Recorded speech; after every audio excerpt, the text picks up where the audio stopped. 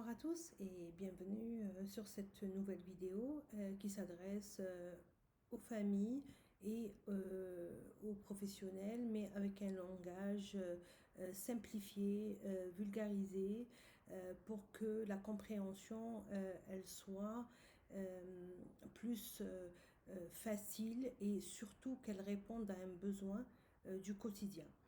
Aujourd'hui, on aborde la pensée autistique. C'est un point important parce que ça nous permet de comprendre nos enfants et ça nous permet d'avoir une compréhension qui est différente de la perception qu'on a aujourd'hui de nos enfants. Donc, pour parler de la pensée autistique, il est important de donner un exemple afin que vous puissiez mieux comprendre ce que vivent les enfants autistes et même les adultes autistes. D'abord, on va prendre un exemple de quelqu'un qui part en voyage et je donne toujours cet exemple parce qu'il est très parlant et il est simple à comprendre. Alors,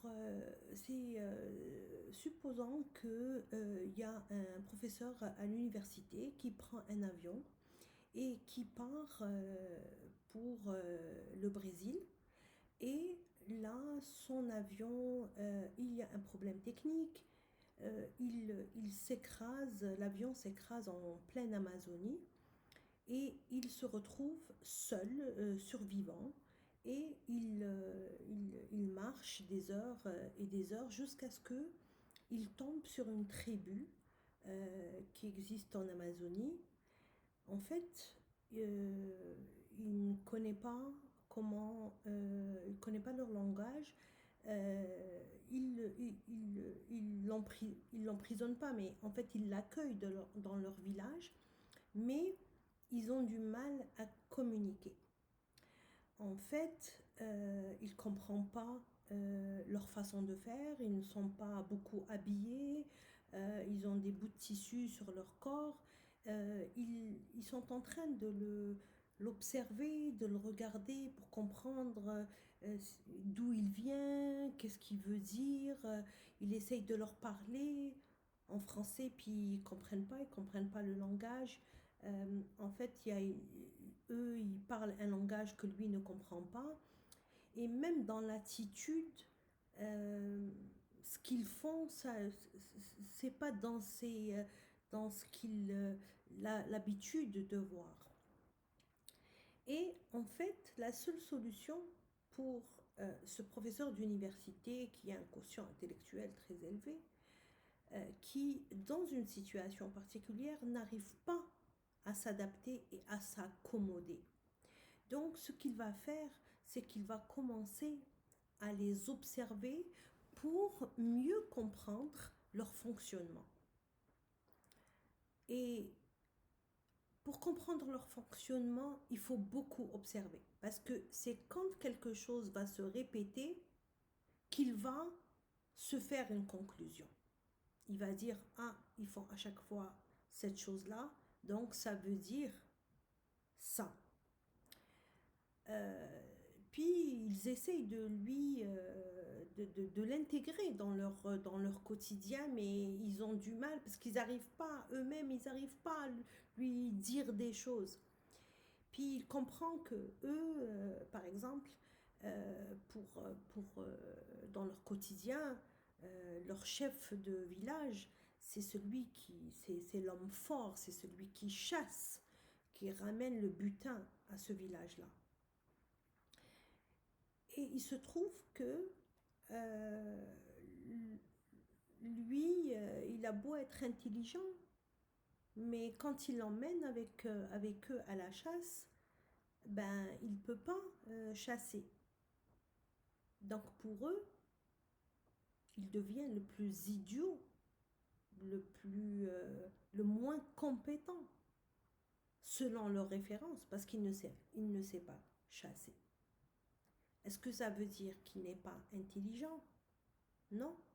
Mais dans la référence qu'ils ont dans leur milieu, il reste un idiot, quelqu'un d'incompris, quelqu'un dont ils n'ont pas besoin.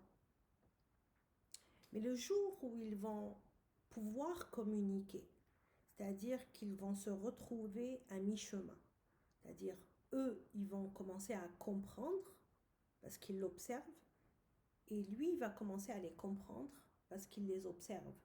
Et à un certain moment, ils vont se retrouver à mi-chemin et ils vont pouvoir communiquer entre eux.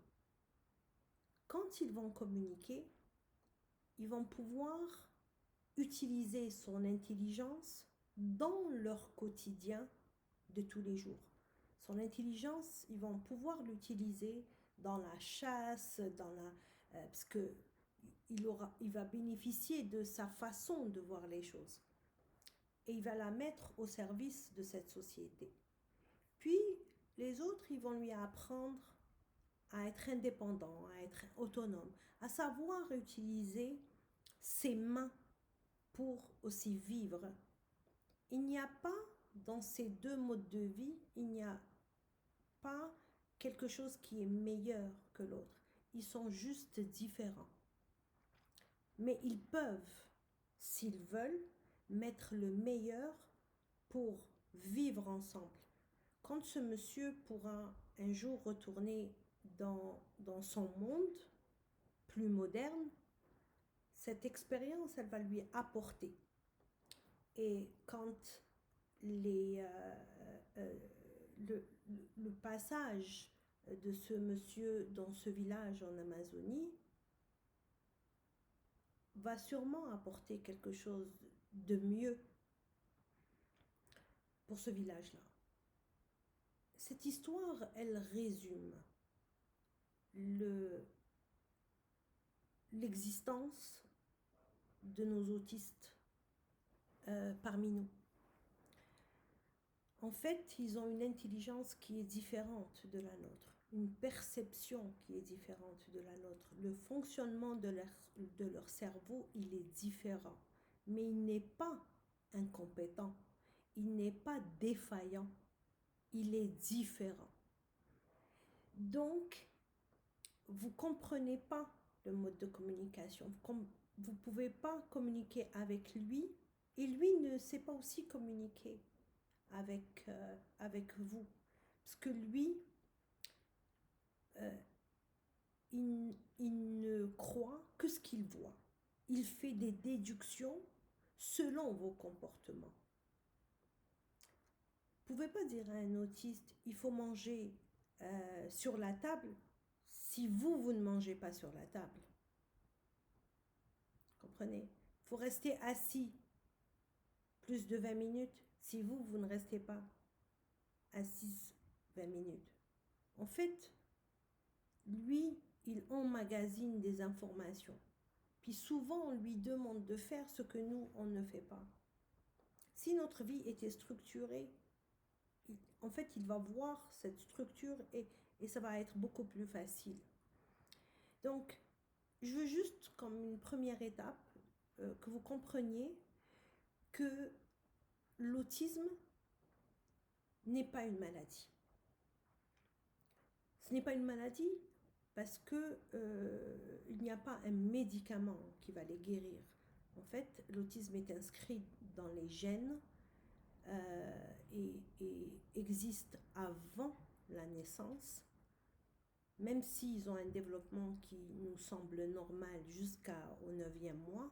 Puis après, on dit qu'ils cassent la courbe de croissance et à partir de 9 mois, on commence à voir quelques signes. Et en fait, à partir de ce 9 mois, il commence à avoir ses intérêts à lui qui ne sont pas nos intérêts. Il va commencer à jouer avec des jeux qui ne sont pas idiots ou sans intérêt, mais qui sont dans son intérêt. Et puis, c'est clair qu'il ne va pas jouer avec les autres parce qu'ils n'ont pas les mêmes intérêts. Lui, il est dans le détail, il peut, vous savez, par exemple, je vous donne un exemple.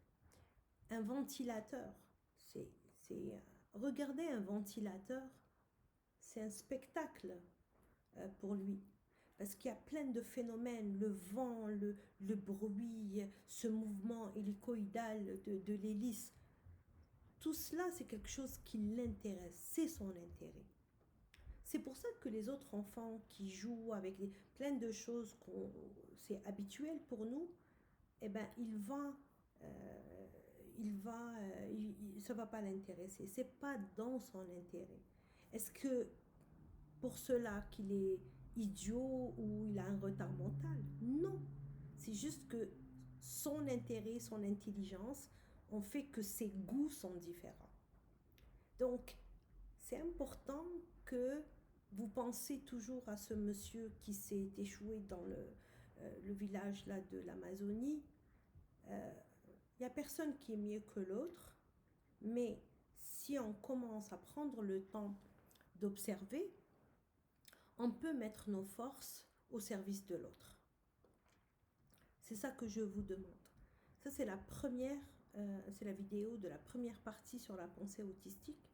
Il va y en avoir d'autres sur comment ils voient, comment ils entendent et comment ils communiquent. Donc, continuez à suivre les vidéos. J'espère que cette première vidéo sur la pensée autistique vous a un petit peu éclairci la situation. Je vous remercie et à la prochaine vidéo.